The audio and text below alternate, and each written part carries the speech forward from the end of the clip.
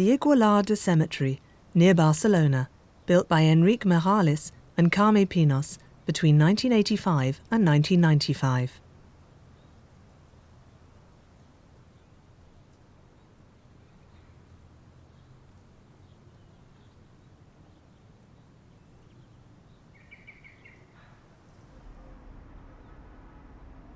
The word cemetery comes from the Greek koimeterion dormitory. In the south of Europe, the two traditions coexist. Either the coffin is buried on the ground and covered with a marble or stone slab, or, imitating the catacombs of the early Christians, the coffin is placed in a niche.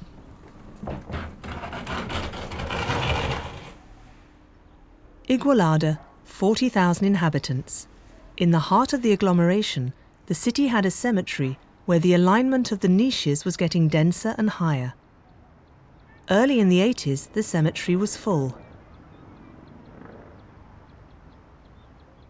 In 1985, the municipality decided to build a new facility on the only parcel of land still available, far from the centre. Behind the 2,000-hectare future industrial estate, there was still a wasteland, lay 4 hectares of unattractive land, bounded by a loop in a river and surmounted by cliffs. The brief was more complex than it appeared. The cemetery was to be a place to walk in, a park.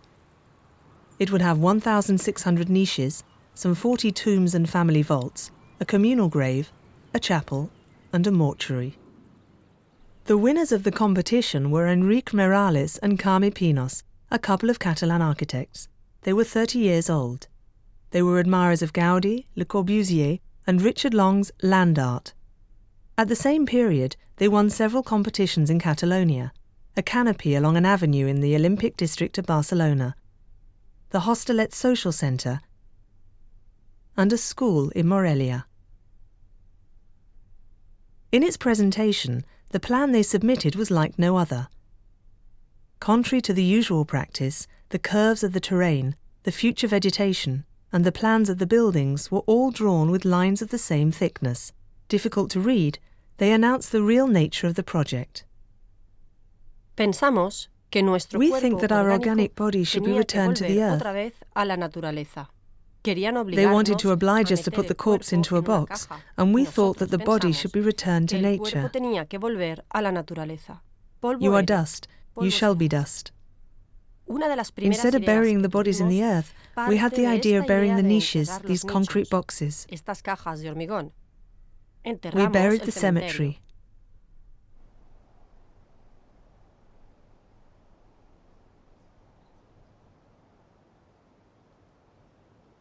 The cemetery is notched into the ground. On the sides of the cutting, the lines of niches are piled up to 5 levels. At the top, a visor traces volutes and sharp angles. Retaining earth and vegetation, these lines of concrete mark the frontier between the building and nature.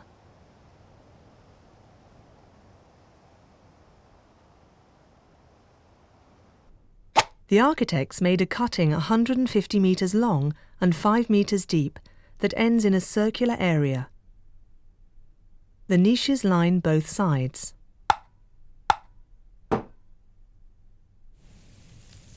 Anyone walking between the concrete facades will see nothing of the surrounding countryside. The pathway is planted with trees whose tops alone surmount the sides.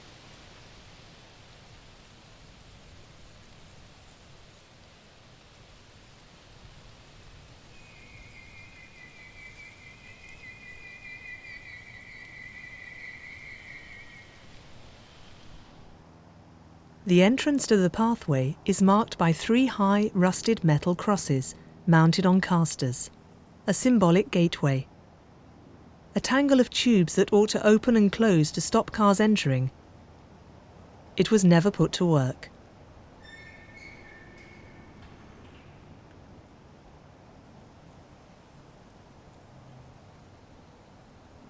The pathway slopes gently down between the 2 facing rows of niches with their oblique facades, one side leaning inwards and the other outwards.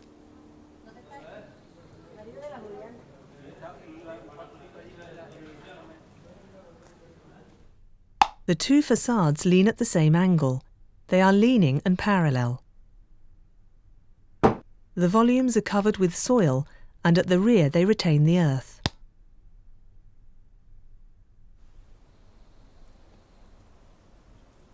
Halfway down the path an event takes place. Juxtaposed in the same alignment, the two inclinations are reversed. The architects open up a space. Light penetrates more easily. Standing on set-back plinths to compensate for the slope, the rows of niches seem to float horizontally.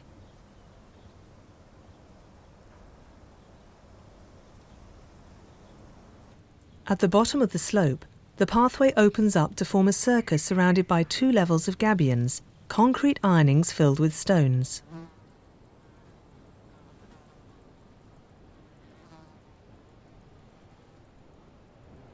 The architects opened a dozen family vaults along the facing wall, concrete caves that could house several coffins and whose doors were made of panels of rusted metal. Lying on the ground, concrete slabs wait. Lids for some 20 graves. All empty. Since the cemetery opened, nobody has wanted to be buried here. This is the end of the pathway, a cul-de-sac.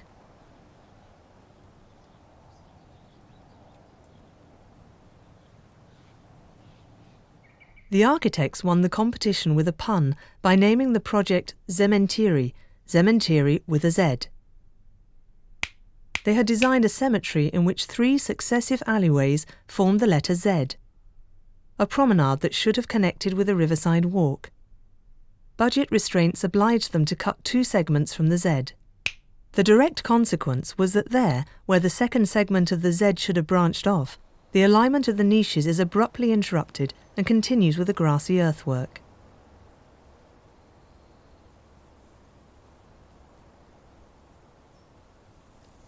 And to make up for the reduced number of the initially planned niches, they added another level above, a 3rd row of niches.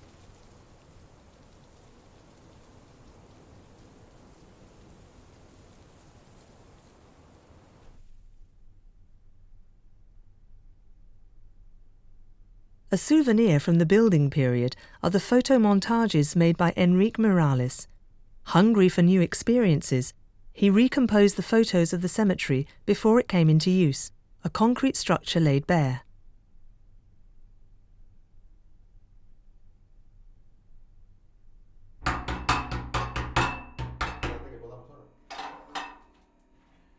The 798 niches all have the same dimensions, 70 centimetres high, 80 centimetres wide, 3 metres deep.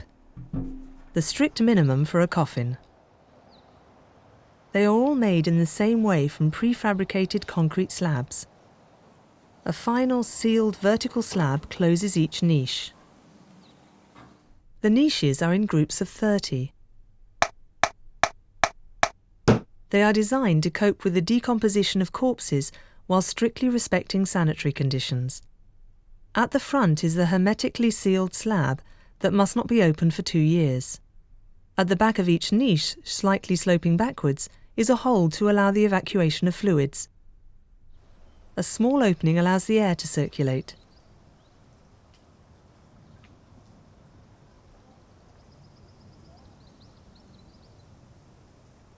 It is not possible to make out what lies behind the oblique facade, where the stacked concrete niches and their successive offsetting would have created a staircase effect. While the volume of each niche is simple, a parallelepiped, the volume designed on the facade and that houses the funerary tablets concentrated all the effort of the architects. They wanted to vary the effects of light to break the monotony of the whole aspect. The 4 tablets are not cemented. They seem to be juxtaposed in an ephemeral manner, a certain frailty confronting the passage of time, the opposite of eternity. The architects gave a singular form to the vertical concrete slabs that separate 2 contiguous niches. The outer side terminates in 2 beveled faces, giving a gap of a few centimetres that multiplies the effects of the light. On one side of the path, the bevels open upwards. On the other side, which is more exposed to the sunlight, they are pointed downwards.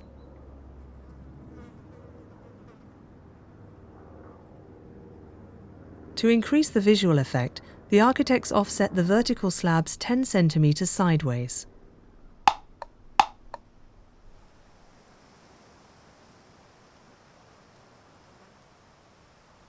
Finally, the curve of the visor that retains the earth distorts the shadows of the leaves as if by anamorphosis.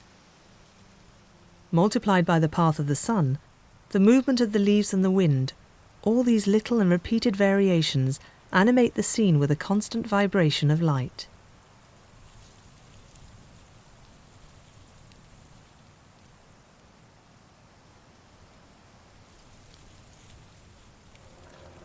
In the 100-metre length of this facade, a single flight of steps is inserted between two blocks of niches, a way of completing the circuit and, after a long and gentle slope, to gain the upper level. A strong touch.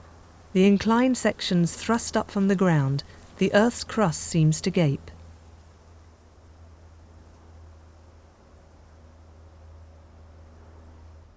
On the front of the vaults and niches, the architects had planned another strong touch. They wanted everyone to have the same funerary tablet in rusted metal, ornamented with a bas-relief antler design as a vague memento of Saint-Hubert. The accumulated effect would have been very fine. But the architects had to give way to the desires of the families, who chose marble, gilding, and rather less mysterious signs of religion.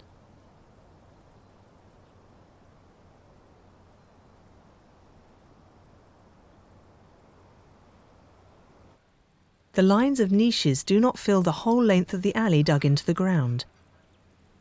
To retain the earth on either side of the cutting, the architects raised simple walls, creating new facades.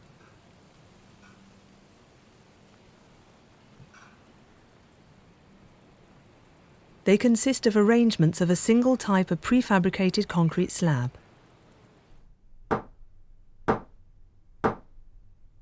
They can be made to provide gaps, shadows, or patterns. They can be oriented sideways to left or to right.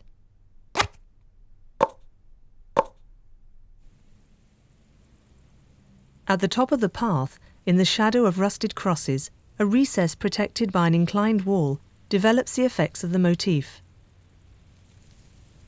No niches, no tombs, no vaults, just the communal grave, a place for those unknown. It is under a cast iron plate.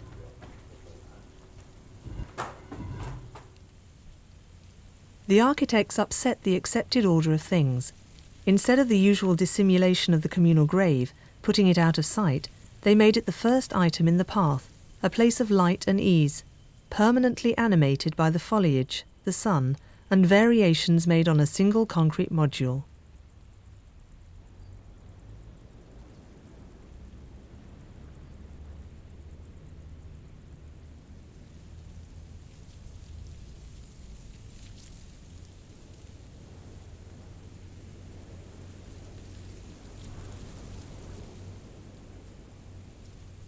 Me gustaría aparecer en I should prefer to side with the landscape artists. They enjoy more freedom. Their confrontation with reality is more complex. An elementary technique that I'm very fond of is to treat everything in the same way. The emplacement of a tree, the program, the building. With the Igualada Cemetery, I succeeded in building a place that is entirely dedicated to the growth of a few trees.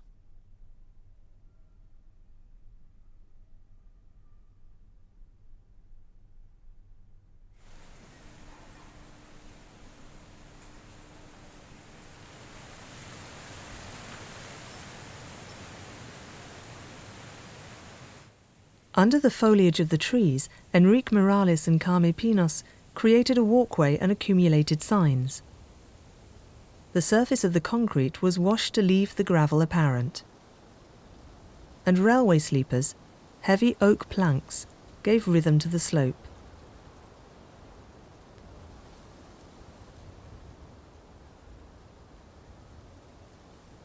The purely functional elements, the lighting, the rusty metal boxes, or the angled lumps of concrete protecting the trees seemed to be left to abandon, marked by the wear and tear of time.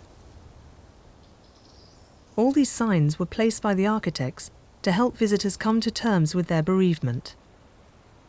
Like a watercourse carrying gravel, wooden sleepers and lives, a river carries the living between two banks inhabited by the dead.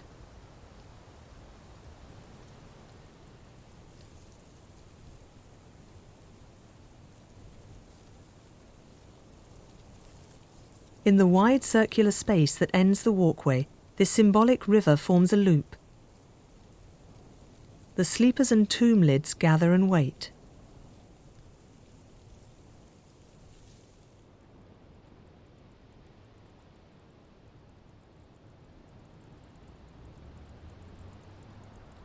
With the gabions for transition, the whole of the architecture, like the bodies of the dead, seems to dissolve into the earth.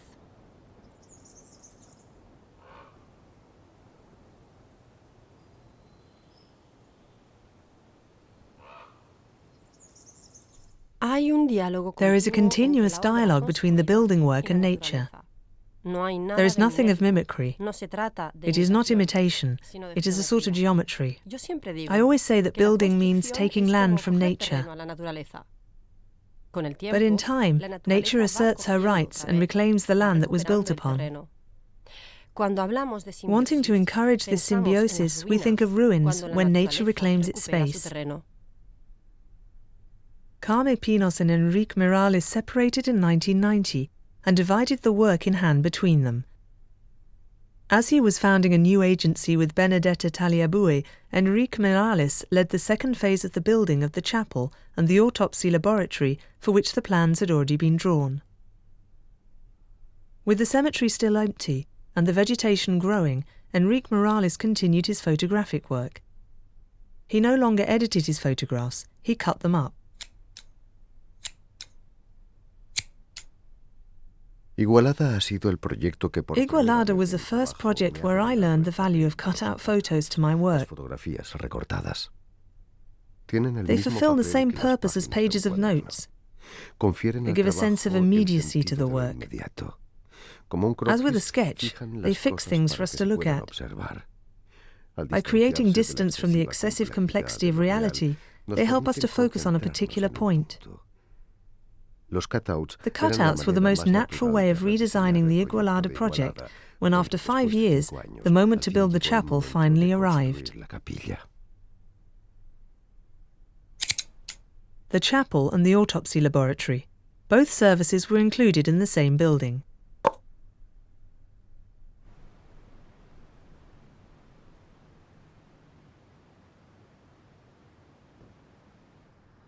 Only a long blank wall indicates the functional areas. A double wall with a repeating cut-out motif covers a second uniform wall and creates a permanently varying pattern of shadows. Hidden behind a section of the wall is a metal sliding door decorated with designs by Enric Miralles, loaves and crosses.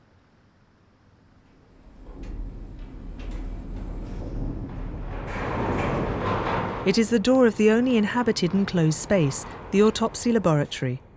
It was in use for 2 years, but has not functioned since 1998.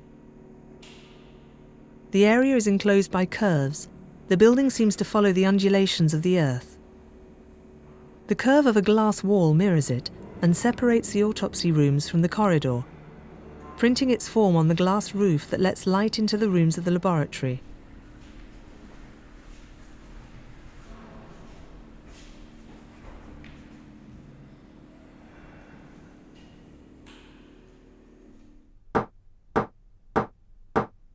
Right from the time of the competition designs, the architects had buried the autopsy laboratory and the chapel.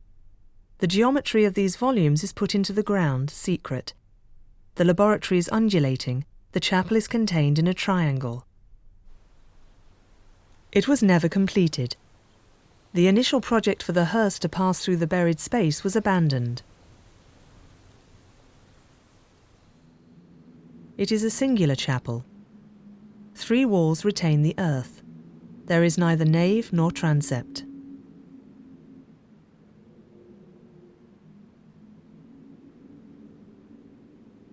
Two concrete beams draw a cross on the ceiling. Originally, no pillars were planned. The firm engaged for the work went bankrupt, and the interruption of work on site for more than a year made it impossible to continue with the initial project, in which the two cross beams held up the roof. Today, 4 shafts hold up the cross.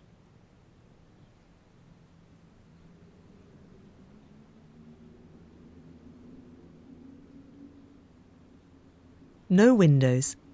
We are underground, giving the impression of having teetered 3 heavy concrete trapdoors let in the light.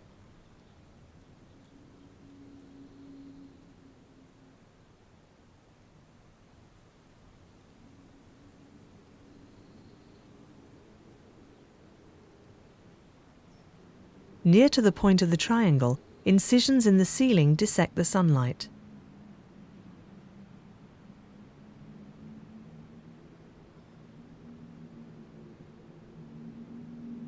The chapel was never consecrated. In the place intended for the altar, devotional objects are placed in strange openings beside light wells.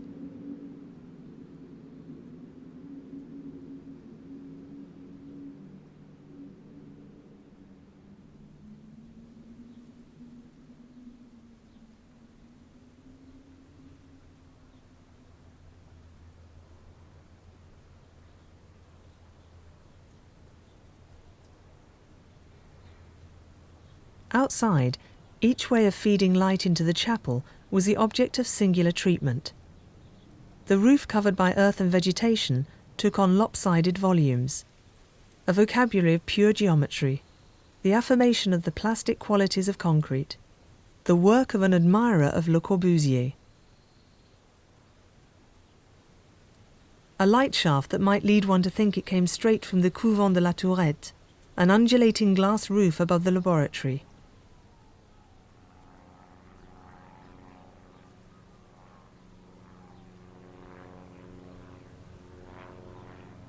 The chapel, invisible under its vegetal roof, seems to blend into the countryside.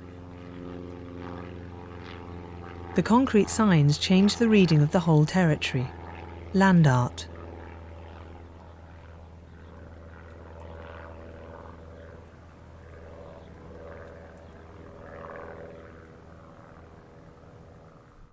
Mis proyectos se construyen de esa manera. My projects are formed like dialogues with what exists. It is like a conversation.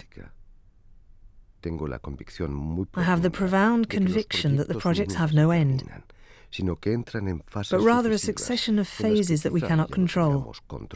They might even be reincarnated in other projects that we develop. This Igualada project is situated in time and the passage of time. What remains is a progressive occupation of the cutting by earth and vegetation, and the silence when you go down it. Here, using the place is to make it disappear.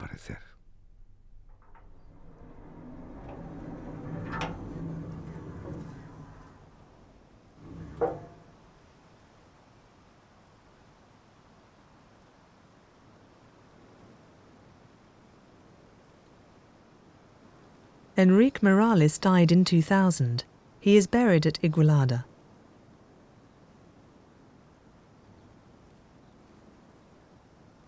He leaves a building that declares the will of its creators to dissolve into the countryside and to keep the imprint of time.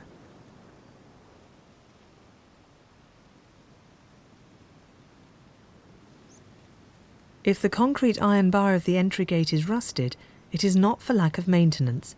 It is intended to be rusted. In respect of the programme, the architects created a place of meditation for the living and where the dead can repose. The incompletion of the cemetery foreshadowed their secret wish, a place where, like the corpse, the concrete will return to dust.